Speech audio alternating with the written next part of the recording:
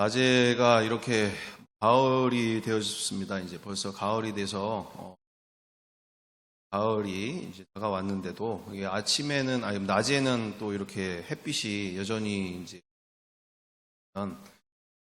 이렇게 가을 추수 기간이라 음식 드리고 과일 드리고 햇빛을 많이 받아야 돼서 참 어떤 때는 보면은 여름과 뭐 크게 다르지 않을 정도로 막 더울 때가 있어서 이거 언제까지 이런가 하긴 뭐 지금 가을 때니까 과일 드리고 햇빛을 많이 봐야겠지 생각도 드는데 어쨌든 이런 가을을 우리가 맞이하면서 정말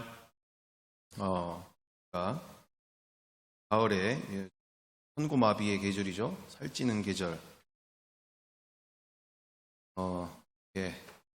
더욱더 하나님의 말씀으로 살찌우고 영육이 보다 살찌는 우리의 그 심만 살찌는 시절이 아니라 영혼육이 온전히 다 살찌는 통한 가을들 다 되시기를 바라겠습니다.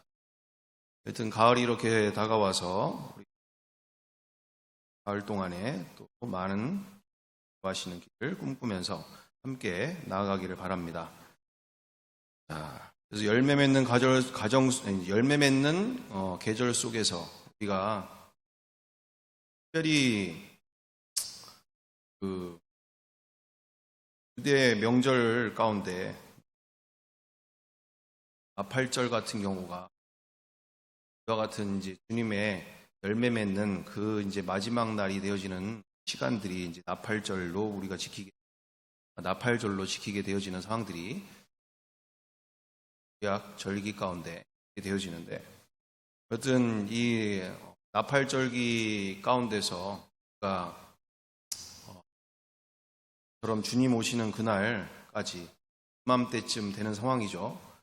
이 주님 오시는 그날까지 정말 우리가 나뿐만 아니라 우리의 친인척들, 주변에 있는 많은 영혼들을 함께 마음을 다해서 뜻을 다해서 사랑하며 섬기며 열매 맺는 신앙들로 주님 앞에 섰을 때 너 혼자 왔냐라고 얘기할 때 주님 제가 누구와 함께 왔습니다 라고 자신 있게 얘기할 수 있는 그와 같은 마음으로 우리가 그런 가을을 생각할 때마다 그와 같은 마음으로 준비되어야 될 줄 믿습니다.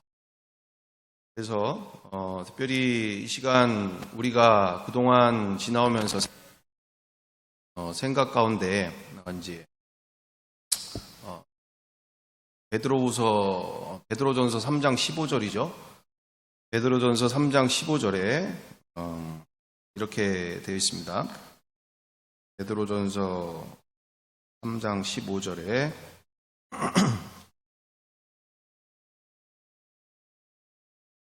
너희 마음에 그리스도를 주로 삼아 거룩하게 하고 너희 속에 있는 소망에 관한 이유를 묻는 자에게는 대답할 것을 항상 준비하되 온유와 두려움으로 하고. 아멘. 그래서 모든 우리의 신앙의 중심에 모든 1년 365일 24시간 우리가 이 예배, 수요일 예배 또는 주일 예배, 이와 같은 예배가 공적인 예배가 중요하다기보다 그보다 더 중요한 것은 산제물로 드려지는, 말 그대로 우리 로마서 12장 1절 2절 가운데 산제물로 나의 인생이 주님께 드려지는 모든 삶의 예배가 더 중요한 줄 믿습니다. 삶의 예배로서 온전히 주님이 기뻐하시는 우리가 예배를 드리게 되려면 바로 마음에 그리스도를 주로 모심과 함께 거룩하게 되어짐을 통해서 우리가 그것이 이루어질 수 있다라는 것을 우리가 오늘 또 말씀으로 보게 되어지면서 우리 주변의 모든 이들이 우리의 믿음을 또 우리의 삶을 보며 궁금해하는 이유죠. 너는 어떻게 이 시대 속에서 그렇게 생각하고 그런 삶을 살 수가 있는지, 도저히 왜 어떻게 그렇게 살 수 있는지 도저히 궁금하다라고 얘기할 때, 물어볼 때 언제든지 내 안에 계신 분을 우리가 설명할 수 있어야 되고 또한 나타낼 수 있어야 되고 충분하게 전달해 줄 수 있는 능력이 우리 가운데 있어야 될 줄 믿습니다. 그렇죠? 자, 그래서 이와 같은 모습들 속에서 정말 내 안에 계신 분이 누구신지를 정확하게 전달을 해줄 수 없다면 이건 문제가 심각한 거죠. 교회를 10년, 20년, 몇십 년을 다니는데도 이렇게 전달조차 못하는 상황들이 발생될 수가 있거든요. 왜냐하면 한 번도 제대로 연습해 본 적도 없고 이거를 교회만 왔다 갔다 하던 상황들 속에서 자칫 잘못하면 한 번도 제대로 해본 적이 없어서 그렇게 오래는 다니지만 해본 적이 없고 또는 그런 시간들을 가져본 적도 없다 보니 이거를 아예 생각도 못하고 있는 상황들 속에서 자신도 문제가 되어지고 주변의 모든 이들까지 문제가 되어지는 상황이 벌어질 수 있다라는 것을 분명하게 우리가 생각하면서 오늘 말씀 너희 속에 있는 소망에 관한 이유, 네가 왜 그렇게 소망이 가득하냐?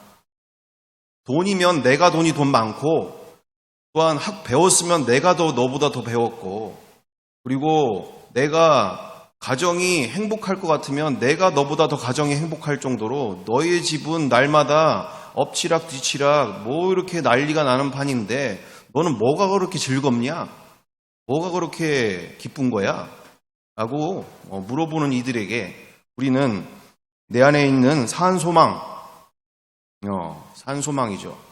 산소망을 기쁨으로 우리는 전해줄 수 있는 삶이 되어야 될 줄 믿습니다. 그래서 항상 준비하라라고 돼 있어요. 그 대답할 것을 항상 준비하라. 나의 이 산소망이 되하여서 그 온유와 두려움으로 우리가 또한 선한 양심을 가지면서 신앙생활을 하되 이처럼 항상 준비가 되어 있어야 하는 것을 오늘 우리가 베드로전서 말씀을 통해서 우리가 보게 되어지는 것을 우리가 분명히 하면서 여기서 이제 중요한 것은 그만큼 우리가 이제 그동안 우리가 이제 몇 가지를 계속 역으로 얘기했지만 가장 핵심적인 것 중에 하나가 이 인본주의죠. 인본주의. 하나님의 말씀을 내 경험과 내 지식으로 내 경험과 내가 배운 지식으로 하나님의 말씀을 재단하고 있는 이 문제, 하고 이게 이제 인본주의죠, 인본주의. 이 인본주의를 요만큼만 갖고 있어도 말씀의 실제를 누리기가 어렵다라는 것이죠. 말 그대로 말씀을 100% 내가 인정하고 살아계신 전능하신 하나님의 말씀인 것을 내가 온전히 인정하고 굴복하는 과정이 되어야만 이 말씀 가운데 정말 말씀의 능력을 경험하게 되고 이처럼 분명한 살아계신 하나님의 말씀을 누리는 삶이 되어질 것인데 이렇게 신앙생활은 오래 하면서도 자칫 잘못하면 이렇게 내가 가진 경험과 그 많은 체험과 어떤 이 세상에서 배운 많은 지식으로 인해서 내가 생각하기엔 이렇다라고 하는 그와 같은 것을 통해서 하나님의 말씀을 온전히 신뢰하지 못하고 굴복하지 않고 내가 알고 있는 것으로 이처럼 말씀의 실제를 누리지 못하고 살게 되어지는 심각한 문제가 벌어지게 되어진다는 것을 지난 시간 우리가 이야기를 하게 되어지죠. 또한 두 번째로 인본주의가 교회 안에 완전히 부셔져야 될 일과 함께 두 번째로가 바로 반지성주의가 문제가 된다라고 얘기를 드렸습니다. 반지성주의가 뭐죠? 반지성주의는 이처럼 믿으면 그냥 덮어놓고 믿으면 된다. 물을 일도 없다. 또는 우리가 이것에 대해서 궁금해하고 의심하고 그 모든 것들은 철저하게 그것은 믿음 없는 일이다 라고 하면서 이렇게 우리가 서로 교제하거나 서로 질문을 이야기한다거나 서로 그것에 대해서 의문점이 들고 궁금하고 또는 어려운 점들에 대해서 자유롭게 대화가 되고 자유롭게 하나가 되어져야 된 우리의 모습 속에서 이처럼 지성을 무시하게 되어질 때 우리가 영성만 강조하면서 심각한 불균형이 찾아오게 되어지는 것이죠. 그래서 우리 박명용 목사님 같은 경우에도 그 말씀을 하시는 바처럼 예일대, 프리스턴대, 하버드가 원래는 아시다시피 미션 스쿨이었다는 것이죠. 미션 스쿨이요. 정말 미국의 그 크리스찬들의 어떤 하이 클래스의 그 클래스에 있는 크리스찬들의 대표가 되어지는 아주 지식 세계를 선두에 그리고 미국 사회의 선두를 책임지고 있었던 하버드, 예일대, 프리스턴대 같은 이런 미션 스쿨들이었다. 거기에 이처럼 아주 대단한 이처럼 주님을 기쁘시게 하는 교수진들과 많은 믿음의 목회자들이 이렇게 하나님의 자녀들을 키워나가는 일에 있어서 앞장섰던 그곳에 무엇이 들어왔습니까? 바로 반지성주의가 들어오게 되어지는 상황 속에서 성령이면 다 되는 거야. 성령님께 인도함을 받으면 다 되는 거니까 묻지도 말고 따지지도 말고 질문할 필요도 없고 우리가 교회에서 학교에서는 그와 같은 상황들이 벌어지면서 또 교회에서는 그와 같은 상황들이 되어짐과 함께 학교 안에서는 그것에 대해서 전혀 묻지도 못하게 하고 그것에 대해서 궁금해하는 얘기도 하지 못하게 하고 그런 것은 믿음 없는 것처럼 이렇게 치부하게 되어지는 상황들 속에서 어떤 일이 벌어졌다? 말 그대로 이 지적 영역에 있어서 모든 것을 이 안티 크리스천들에게 그 진영을 다 빼앗겨 버렸다라는 얘기를 하고 계시는 거죠. 그 자리에 누가 들어오게 됐느냐? 안티 크리스천들, 말 그대로 진화론자들, 무신론자들, 이와 같은 교수진들이 그 자리를 들어오면서 자유주의 신학자들, 종교다원주의 신학자들, 이런 자들이 이제 이런 사람들이 들어오면서 이렇게 그 상위 1% 넘는 그 어떤 미국을 주도하는 그와 같은 지적 체계의 그와 같은 그 과정들을 송두리째 다 빼앗기면서 결국에는 어떤 일이 벌어졌어요? 바로 예일대, 프리스턴대가 어떤 곳이 나오는 사람들이죠, 거기에서 장관들이 나오는 장관 후보들이고 국회의원 후보들이고 거기에 어떤 후보들? 거기에 저런 후보들이죠. 경제계, 교육계, 언론계, 모든 곳곳마다 의료계뿐만 아니라 모든 곳에 석박사 이상의 그와 같은 미국을 이끌어가는 그와 같은 곳에 완전히 안티 크리스천들이 또는 이런 사단의 영들이 완전히 장악하게 되어지는 상황들이 벌어지면서 이처럼 미국 사회가 이와 같처럼 심각하게 하나님을 대적하여 가는 상황들이 많이 발생되는 상황들이 벌어지게 되어졌다. 왜요? 대통령이 거기서 나오며 거기서 국무총리가 거기서 나오는데 거기에서 무슨 선한 일이 있겠냐는 얘기죠. 또한 거기서 우리로 얘기하면 교육청장이 거기서 나오고 교육부 장관이 거기서 나오고 모든 상황들이 무신론과 안티 기독교인처럼 또는 자유주의 신학처럼 이런 믿는 것도 아니고 안 믿는 것도 아니고 물에 술 탄 듯 술에 물 탄 듯 하는 이런 상황들 속에서 이처럼 미국 사회가 이와 같은 상황들 속에 그게 미국만이 그렇다고요? 아니죠. 지금 우리나라도 이처럼 그와 같은 전철 속에서 반지성주의가 팽배해져 가는 이 상황들 기존에 우리의 80년대, 90년대, 2000년대 가면 갈수록 그와 같은 성령이면 다 되는 것이니까 묻지도 말고 따지지도 말고 그냥 믿으면 믿어지는 거야.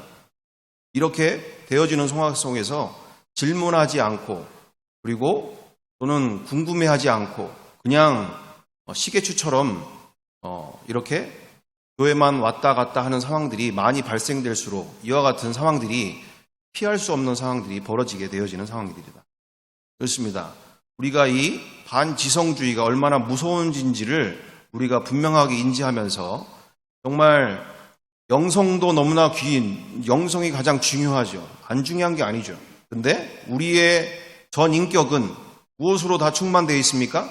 지성과 이성과 감성과 영성에 이르러 정말 모든 부분에 충만되어져 있기 때문에 어느 한 부분만 강조해서 잘못하면 치우쳐버리게 되어지는 것과 함께 우리의 자녀들 가운데도 충분하게 대화가 될 수 있는 믿음 그리고 내 안에 계신 분을 충분하게 설명할 수 있는 믿음이 돼야 될 줄 믿습니다.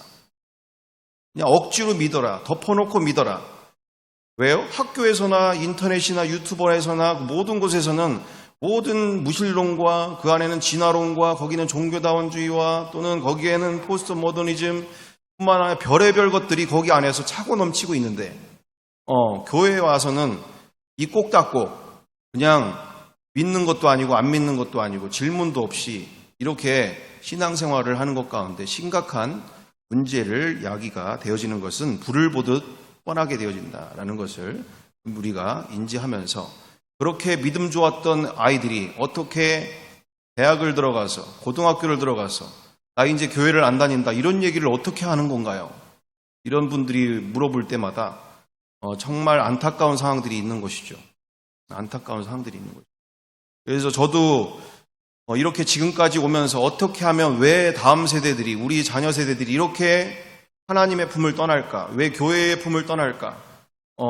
왜 우리의 사랑이 이 다음 세대들에게 자녀 세대들에게 전달이 되지 않을까? 이와 같은 상황들 속에서 끊임없이 오다 보니까 이런 문제들을 발견하게 되어지는 것이다라는 것입니다. 그렇습니다. 오늘 그래서 이제 우리 스스로 가운데도 이제 질문되어지는 바가 그렇죠. 왜요? 잘못된 하나님을 아는 지식이 하나만 잘못된 하나님의 지식을 가지고 있으면 그것이 나와 우리 사이에 검증이 되지 않은 상태에서 가지게 되어지면 그게 10년, 20년 잘못하면 평생을 그렇게 사는 거예요. 평생을. 자기는 이게 진짜 믿음인 줄 알고 가는 거야. 자기는 이게 하나님이 기뻐하시는 믿음이라고 생각하고 그냥 가는 거예요. 왜? 서로 확인되어진 바가 없이 본인 딴에는 그것이 믿음이라고 여기면서 왔기 때문에 우리의 교회가 서로의 공동체가 서로 한 마음으로 이렇게 가야 되는 것에 대하여서 우리가 그동안 서로 확인하는 시간들, 질문하는 시간들, 이런 교제하는 시간들이 얼마나 중요한 것인지를 우리가 확인해야 될 필요들이 있다라는 얘기입니다. 왜 그렇습니까? 가면 갈수록 앞으로는 더욱더 이제 기존 신앙에서 아닌 정말 앞으로 많은 영적 도전들과 그리고 많은 심각한 분별하기 어려운 시대들이 더욱더 혼미와 더욱더 이제는 복잡하고 더 지금보다 더 정말 진리 안에서 우리가 무장되지 않으면 분별하지 못하는 시대들로 갈 수 있는 부분들이 너무너무 많이 발생되고 있는 거죠. 지금도 이 정도인데 목회자 저조차도 분별이 안 될 때가 많은 부분들이 있는데 정말로 이것이 참인지 이것이 거짓인지 분별이 안 되는 그런 상황들 속에서 우리가 더욱더 철저하게 이와 같은 부분들로 한 마음으로 한 뜻으로 한 결론으로 우리가 방향을 정해서 함께 나아가는 그럼 한 배를 탄 삶 속에서 우리가 온전하게 함께 이 문제들 속에서 함께 고민해야 될 필요들이 있다는 것임을 우리가 분명히 알아야 될 줄 믿습니다. 그래서 질문 가운데 그런 질문이 되어지는데 예를 들어서 그것입니다. 무엇인가 여기서 이제 가장 중요한 것이 있다면 바로 대표적인 것으로 이제 그 구원에 대한 문제들을 계속적으로 얘기할 수밖에 없겠죠. 바로 여기서 질문되어지는 바는 우리가 그동안 가정에서부터 다시 시작하자라는 주제를 가지고 계속적으로 오고 있는 중인데 이제 문제는 내가부터가 분명해져야지 가족 구성원이든 누구에든지 분명하게 이것이 믿음이고 이것이 신앙이고 이 길로 가야 되는 것에 대해서 우리가 자신 있게 얘기할 수 있을 것인데 바로 나부터가 이제 문제가 되어지는 게 바로 무엇인가 볼 때에 바로 나부터 스스로 질문해 봐야 될 가장 심각한 질문이 하나가 바로 이것이 있습니다. 바로 어떤 질문인가? 알미니안주의자들과 칼빈주의자들이 늘 싸우는 주제 중에 하나가 이런 부분들이 있습니다. 바로 어떤 부분이냐면 구원론 가운데 알미니안주의자들이 하는 말들이 이제 그런 부분이죠. 뭐였냐면 아버지가 어떻게 자식이 좀 잘못하고 나쁜 짓을 하면서 아버지 얼굴에 먹칠을 하고 다닌다고 해가지고 어떻게 그렇게 구원에서 탈락시킬 수가 있겠느냐. 그럴 수 없지 않느냐. 어떻게 아버지가 자식을 그렇게 쉽게 버리게 되어질 수가 있는 것이냐라고 우리가 질문을 이제 그와 같은 이제 알미니언주의자들이 얘기를 하게 되어지는 상황들이다라는 얘기죠. 그럴 때 우리가 분명한 것은 이제 그러면서 이제 하는 얘기가 하나님은 자신의 자녀가 좀 나쁜 짓을 했다고 버리시지 않는다. 그리고 그렇게 많은 분들이 또한 생각하시는 분들이 있어요. 내가 이렇게 좀 문제가 있지만 그래도 내가 하나님의 자녀이지 않겠나. 그리고 그렇게 걱정할 것이 없고 나중에 벌을 내리시면서까지 또 많은 사람들 깨닫게 하고 또 돌아오시게 하시니까 너무 그렇게 심각하게 생각할 필요 없지 아니한가. 이렇게 생각하면서 이렇게 얘기를 하시는 분들이 의외로 우리 주변에 많이 있어요. 이 믿음의 길 가운데 그리고 이 구원의 문제 속에서 그렇게 자신의 믿음이 정말 주님 앞에서 날마다 검증되어져야 되고 그분 앞에서 정말 두렵고 떨림으로 심판의 날을 준비해 나가야 되는 우리의 신앙들 속에서 이렇게 자신은 이미 하나님의 자녀임을 통해서 그에 대해서 크게 문제 삼지 않는 부분들을 많이 보게 되어지죠. 그렇다면 여기서 이제 우리가 질문하게 되어지는 바가 그것입니다. 그렇다면 내가 정말 하나님의 자녀인가? 과연 이것이 합당한 근거가 무엇인가 우리가 내 스스로가 대답할 수 있냐는 얘기죠. 내가 하나님의 자녀라고 하는 근거가 바로 무엇인가? 근거가 있는가라는 얘기죠. 우리 서로들 간에도 기회 있을 때마다 우리 주변에 있는 이들에게 분명하게 물어봐야 될 필요가 있는 질문입니다. 왜요? 아주 심각한 질문이에요. 자칫 잘못하면 어릴 때부터 자기는 신앙생활을 해왔기 때문에 그리고 수많은 기적을 보고 체험도 하고 많은 것을 했기 때문에 자신은 하나님의 자녀라고 철떡같이 자기 혼자는 믿고 있는 상황들이 벌어지고 있다니까요. 믿고 있어요. 그래서 무슨 하나님의 그 전능하심과 성령님의 인도하심 가운데서도 반응하지 않는 부분들 또는 그분이 말씀하시는 바에 순종하지 않으려고 하는 현재의 자리를 고수하고 결코 여기에서 변화되지 않으려고 하는 주님이 무엇을 원하심에도 불구하고 그 자리에서 결코 변하지 않으려고 하는 그런 안타까운 부분들이 있게 되어지는 상황이라는 것이죠. 자, 그래서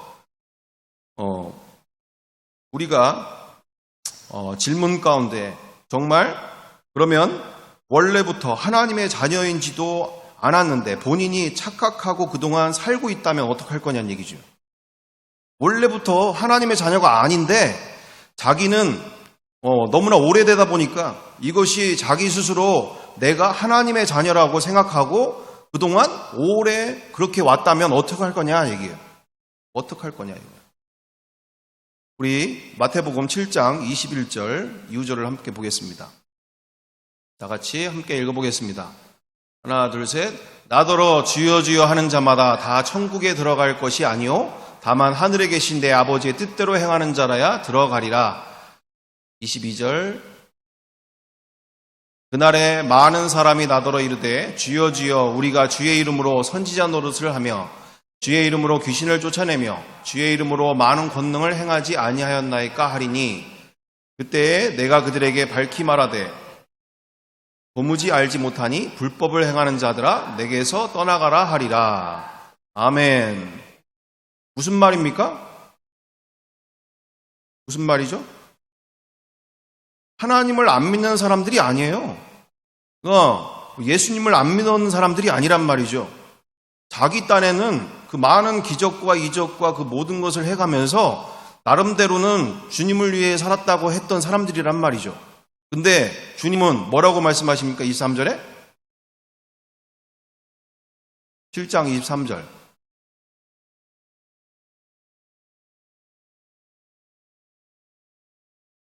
내가 너희를 도무지 알지 못하니. 원래부터 알지 못하던 자들이라는 거예요. 원래부터. 모르는 자들이라는 거예요. 모르는 자들. 본인은 하나님의 자녀라고 하고 본인은 그렇게 주님의 자녀라고 하지만, 주님의 백성이라고 하지만 원래부터 몰랐던 자들이라는 거예요. 원래부터. 누가복음 13장 24절 이후절을 함께 보겠습니다.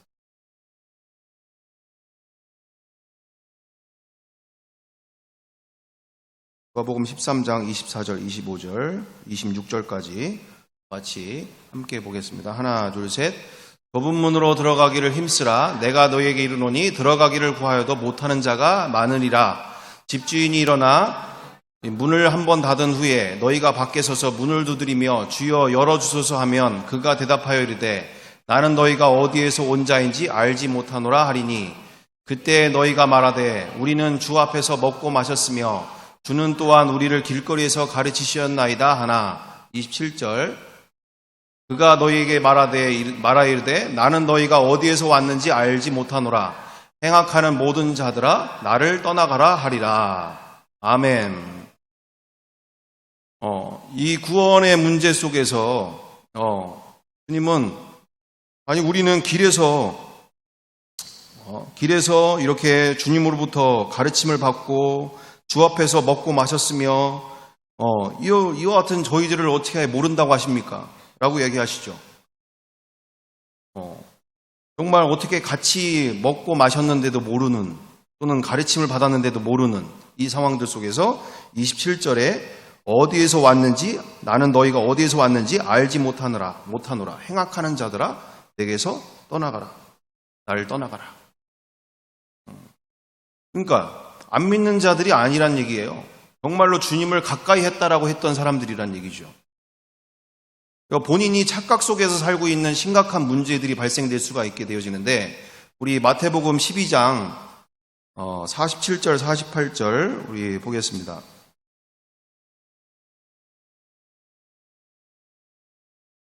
마태복음 12장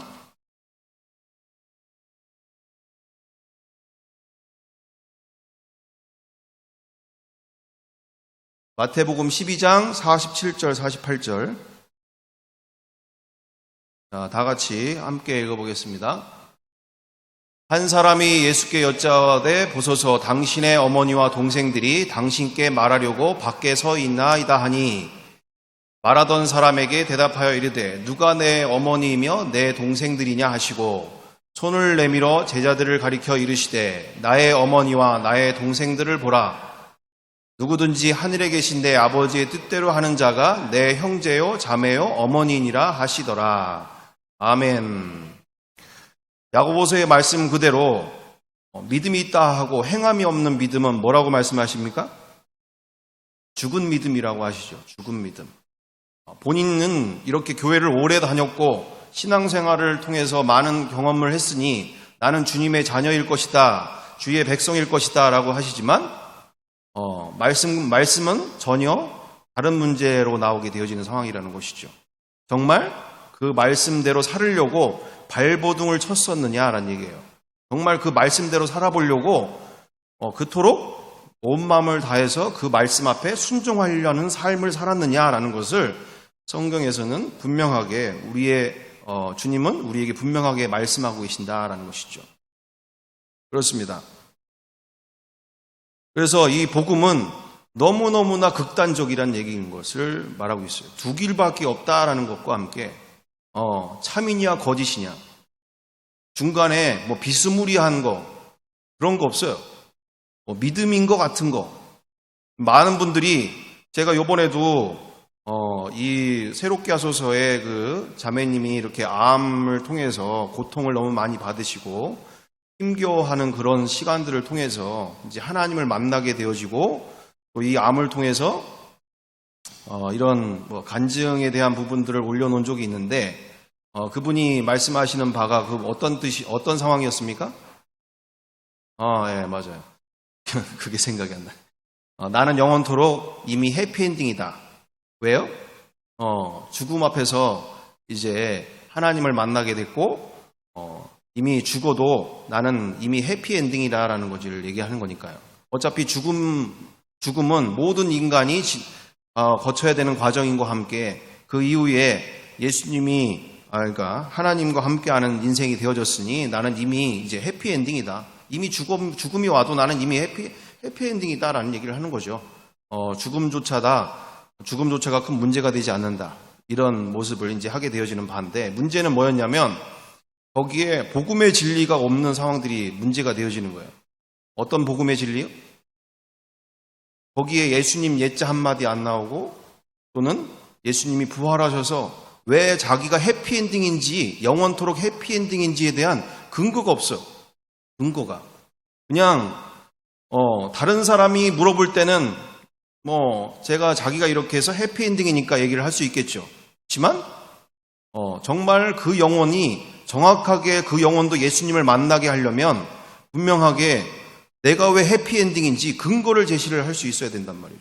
그냥 나는 이렇게 해피엔딩이야. 나는 이미 죽어도 해피엔딩이야. 이럴 때 많은 이들이 개인의 그런 체험신앙으로만 끝나게 되어지는 문제가 발생이 될 수 있기 때문에, 너는 그렇게 체험을 했으니까 그런 너만의 이야기구나 라고 얘기할 수가 될 수 있겠죠. 그렇지만 우리의 믿음의 근거와 그리고 복음의 진리 안에서 우리는 오늘도 이 질문 속에서 동일한 상황인 거죠.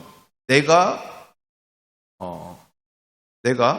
원래부터 하나님의 자녀가 아닌, 원래부터 하나님의 자녀이지 않았다고 하는, 내가 착각 속에 살고 있지 않았다라고 하는, 내가 하나님의 자녀고 내가 하나님의 백성이라는 것에 대한 내가 착각 속에 살고 있지 않았다는 것을 내가 내 스스로 안에 나에게 답을 주게 되어질 때 뭐라고 대답을 하게 된다 할 수 있을까요? 바로 복잡한 것이 아니죠. 오늘도 지금 얘기 나오게 되어지는 것처럼 바로 예수님이 부활하셔서 나의 주인이 되시고 이분이 나의 하나님 되시기에 내가 그분의 자녀가 됐고, 바로 말 그대로 아버지 하나님의 자녀가 되어졌고 내가 하나님의 백성이 되었다라고 하는 명백한 근거가 우리 가운데 있어야 될 줄 믿습니다. 그래서 우리 로마서 8장 15절 우리 다 함께 보겠습니다. 로마서 8장 15절.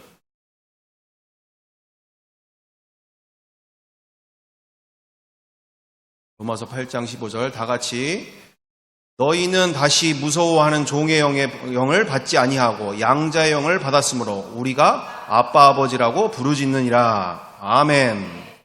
내가 왜 하나님을 아버지라고 부를 수 있는 길이 열렸냐? 이 온 천하 만물의 통치자 되시고 창조 되신 그분을 내가 나의 아버지라고 부를 수 있는 길이 열렸냐? 우리 집에 아버지가 있는데 따로 왜 내가 하나님을 나의 아버지라고 부를 수 있는 길이 열렸냐? 바로 예수님이 부활하셔서 나의 주인이시고 나의 하나님 되셨기에 말 그대로 예수 십자가의 공로로 내가 하나님을 나의 아버지라고 부를 수 있는 그분을 내가 모시고 살고 있기에, 내가 하나님을 나의 아버지로, 그분이 나를 양자 삼았기에 나는 그분을 나의 아버지라고 부를 수 있는 믿음을 갖게 됐다라는, 우리는 분명한 내가 왜 하나님의 자녀고 내가 하나님의 백성인지에 대한 근거를 가지고 있어야 될 줄 믿습니다.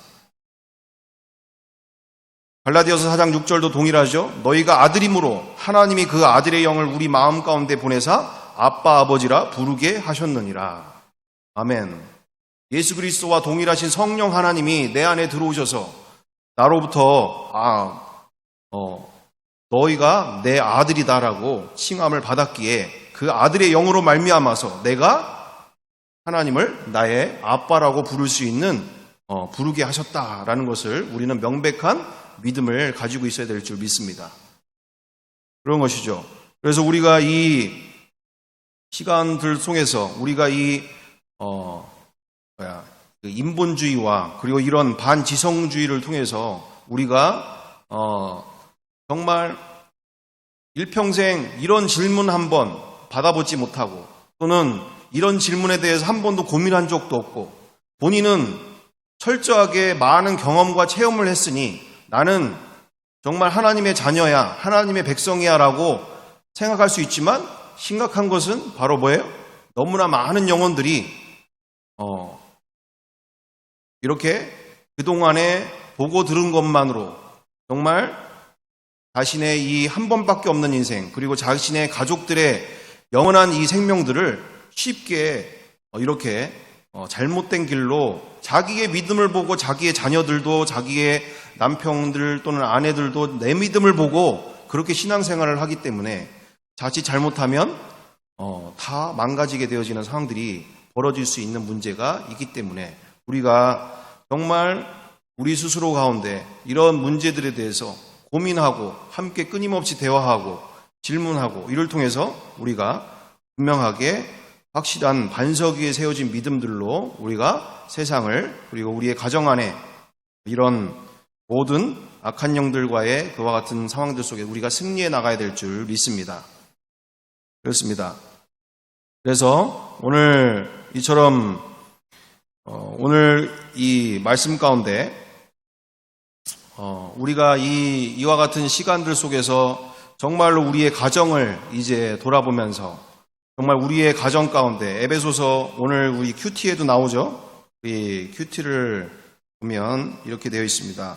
에베소서 5장 22절부터 33절에 이렇게 나와 있죠. 아내들이여 자기 남편에게 복종하기를 주께 하듯 하라. 이는 남편이 아내의 머리됨이 그리스도께서 교회의 머리됨과 같음이니 그가 바로 몸의 구주시니라. 그러므로 교회가 그리스도에게 하듯 아내들도 범사에 자기 남편에게 복종할지니라. 남편들아 아내 사랑하기를 그리스도께서 교회를 사랑하시고 그 교회를 위하여 자신을 주신 같이 하라. 그리고 28절에 이와 같이 남편들도 자기 아내 사랑하기를 자기 자신과 같이 할지니 자기 아내를 사랑하는 자는 자기를 사랑하는 것이라. 아멘.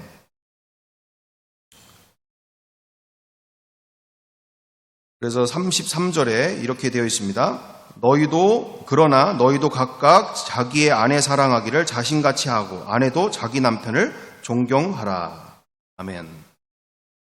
이제 이 인본주의와 반지성주의의 문제점 가운데 문제가 바로 뭐냐면 말씀에 절대 순종이 안 된다는 얘기예요.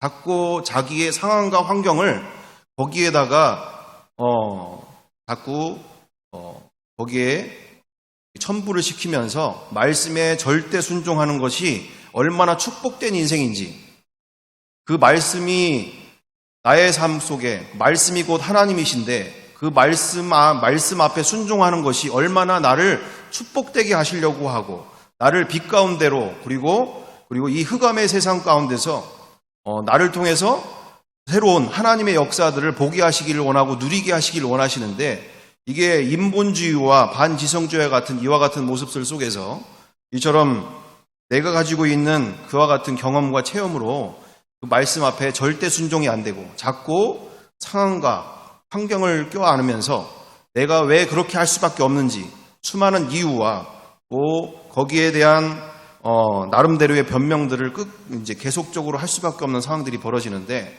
우리의 주변 가운데 너무나 많은 이 지난 시간도 이야기한 것처럼 정말 가정부터 다 시작해야 된다는 얘기가 정말로 이처럼 완벽하게 살만한 사람이 과연 몇이나 있겠습니까? 제가 그걸 모르는 바가 아니죠. 근데 주님은 그것보다도 나와 우리에게 그 중심을 보는 줄 믿습니다. 정말 내 말에 성령께서 교회에게 하신 말씀 속에 성령께서 우리의 교회들에게 하신 말씀, 그리고 우리의 가정과 나의 인생 가운데 말씀하신 바에 정말로 이것을 온 마음을 다하여 나의 남편이나 나의 아내나 내 뜻대로 하는 바가 하나도 일도 제대로 없지만 내가 정말 내 안에 계신 주 성령님을, 주 예수 그리스도이신 성령님을 두렵고 떨림으로 그리고 이분을 기쁘시게 하기 위해 내가 이 말씀 앞에 철저하게 복종하고 순종하며 정말 말 같지도 않은 남편과 정말 세상의 기준으로 봤을 때는 말 같지도 않은 남편, 말 같지도 않은 나의 장인, 장모 또는 나의 부모, 형제, 모든 삶 속에서 정말 말 같지도 않은 이들, 정말 드라마 속에서도 나오는 드라마에 합류 드라마에 나오는 그거를 막장 드라마에나 나올 것 같은 그와 같은 나의 남편이기도 하고 나의 형제들이기도 하고 정말 부모님들이기도 하고 장인 장모님과 같은 그와 같은 막장 드라마에 나올 그런 상황이라 할지언정 정말 분명하게 말씀 가운데서 나오듯이 이처럼 우리의 소망이 정말 이 땅이 아니라면, 우리 베드로전서 베드로전서 1장 17절 우리 함께 보죠. 베드로전서 1장 17절 우리 함께 보기 원합니다. 자, 다 같이 함께 읽어보겠습니다. 외모로 보시지 않고 각 사람의 행위대로 심판하신 이를 너희가 아버지라 부른즉 너희가 나그네로 있을 때를 두려움으로 지내라. 아멘.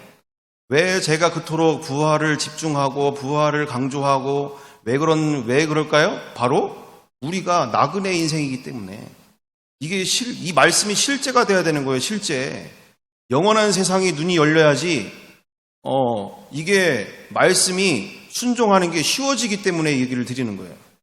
이 세상에 가지고 있는 가치관, 세계관, 이 세상에 가지고 있는 모든 내가 중요시 여겼던 그 모든 게 하나님의 말씀 앞에 순종할 수 없는 너무나 거대한 벽이 되기 때문에 오늘 1장 17절 그대로 베드로전서 1장 17절 그대로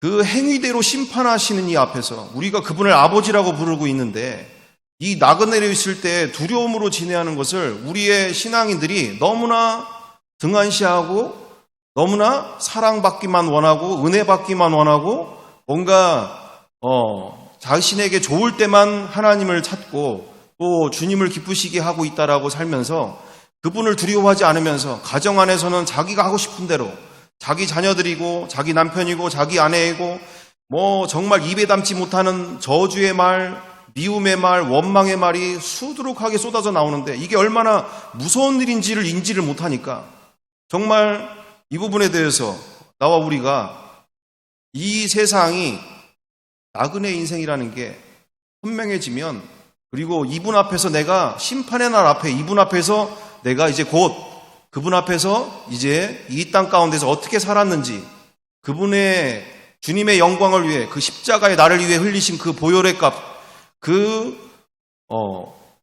보혈에 합당한 그 나를 위해 흘리신 창조주가 나를 흘리신 그 보혈에 합당한 삶을 내가 얼마나 살려고 발버둥 쳤는지가 그분 앞에서 이제 심판의 날 앞에 오게 되어지는데 너무나 많은 우리의 주변의 크리스찬들 가운데 이렇게 두리뭉실한 복음으로 믿는 것도 아니고 안 믿는 것도 아니고 정말 심각한 상황들이 우리 주변에 많이 비일비재하게 벌어지고 있기에 오늘 우리가 정말 이 한 말씀 지난 시간도 우리가 함께 나누게 되어지는 것처럼 정말 주님이 보시기에 그것을 다 지켰느냐 이거를 보시는 게 아니라 정말 내가 이 말씀을 지키기 위해서 말씀대로 살기 위해서 나를 괴롭히려고 저 남편을 저 아내를 그리고 내 자녀들을 내 친인척들을 주신 게 아니라 그들을 통해서 더욱더 살아계신 하나님이 나와 함께 하심을 경험케 하고 누리기 원하고 하시고 오히려 나의 신앙이 진짜인지 가짜인지를 내 스스로가 확인할 수 있는 귀한 자리가 된 줄을 믿습니다. 어려움이 오지 않으면 내 남편이 내 자녀가 교통사고를 당해서 죽음 앞에서 그리고 반신불수 앞에서 그 전까지는 거의 대부분의 신앙들이 이게 진짜 믿음인지 가짜 믿음인지 구분을 잘 못해요. 우리 누구 주변에 있는 그분처럼 그렇게 신앙 좋은데도 암이 걸리니까 떨어져 자살하는 상황들. 그리고 어떤 분은 그렇게 덕망 좋고 교회 안에서 사랑 존경받고 인정받았던 장로님인데 암이 걸리니까 목사님이 와서 예배드리자고 하는데도 뒤도 돌아보지도 않고 대꾸도 없고 계속 그래서 이대로는 안 되겠다 해서 그 장로님한테 찾아가서 장로님 이건 아니잖아요. 어떻게 지금까지 살아오신 그 모든 것이 이제 죽음 앞에서 이렇게 놓여 있는데 이렇게 하나님 앞에서 이렇게 갈 수는 없습니다. 이건 아니잖아요. 하면서도 얘기할 때 다 필요 없다고 이제 나 예수고 뭐고 나 이제 필요 없다고 안 믿는다고 이와 같은 일들이 정말 죽음 앞에서야 자기의 밑바닥을 가봐서야 내 믿음이 진짜 믿음인지 가짜 믿음이 정말 예수님을 나의 주인으로 나의 하나님으로 모시고 있는지가 그때서야 드러나기 때문에 오히려 내가 지고 있는 지금 모든 어려움과 괴로움과 그 모든 내 머리로는 도저히 이해할 수 없는 그 모든 상황들이 오히려 내 신앙이 진짜인지 그리고 내가 이분 앞에서 정말 설 준비가 되어 있는지를 점검할 수 있는 귀한 시간이 될 수 있기에 우리의 지금 모든 상황들 속에 상황과 환경에 굴하지 아니하고 오히려 이 상황과 환경 가운데 우리가 정말 진리 안에서 온전히 내 안에 누가 계신지를 온전히 날마다 인정하면서 내 안에 계신 분이 나의 문제보다 크시고 내 안에 계신 분이 이 세상보다 크신 분이 내 안에 들어와 나와 함께 사심을 날마다 범사에 인정하며 정말 주님이 기뻐하시는 나의 삶 그리고 우리의 가정 우리의 자녀가 될 수 있도록 우리를 부르셨고 우리를 축복의 통로로 삼으시길 원하시니 우리가 날마다 순종하며 주님이 기뻐하시는 아름다운 열매를 맺는 2022년 가을 그리고 앞으로의 모든 삶이 될 수 있기를 간절히 바라고 원합니다. 기도하겠습니다. 사랑과 은혜가 풍성하신 아버지, 정말 가정부터 다시 시작할 수 있는 은혜를 허락하여 주심을 감사드립니다. 정말 자칫 잘못하면 정말 주님께 영원히 버림받을 수 있었던 삶인 줄 아버지 다시금 확인하게 되어집니다. 정말 말씀 앞에서 철저하게 분별하여 이 한 번밖에 없는 인생 속에 정말 주변의 사람들로 나의 신앙을 판가름하고 나의 인생을 판가름한 것이 아니라 말씀 위에 서서 정말 나의 인생을 반석 위에 세울 수 있도록 나의 가정과 나의 자녀들의 인생까지 영혼의 삶까지 나를 통하여서 정말 저들도 구원할 수 있는 인생 허락하여 주시옵소서. 정말 나의 모든 어려움과 상황과 환경은 도저히 세상 사람들이 봤을 때는 이해할 수 없고 받아들일 수 없지만 이것을 통하여서 정말 주님 나를 통하여 새 역사를 이루시고 나에게 내가 생각하지 못하는 더 크고 놀라운 계획들을 가지고 풍성하시고 정말 전능하신 주님이 함께 하시는 인생을 누리기를 원하시는 귀한 시간이 되는 줄 믿습니다. 주님 나와 우리 가운데 가정 가운데 정말 나를 통하여서 하늘의 밀이 땅에 떨어져 죽으면 많은 열매를 맺고 죽지 않으면 그대로 있다라고 하신 것처럼 내가 완전히 죽고 나의 인생 꿈과 계획 나의 모든 인생이 죽고 내 안에서 오직 주님만이 사시는 인생 내 안에 주님만이 드러나시는 삶으로 나의 가정 가운데 많은 풍성한 열매를 맺을 수 있도록 축복하여 주옵소서. 주님 이 자리에 참석하지 못한 모든 영혼들에게 이르기까지 함께 하시며 인도하실 줄 믿고 사랑과 은혜가 많으신 우리 구주 예수 그리스도의 이름으로 기도드리옵나이다. 아멘.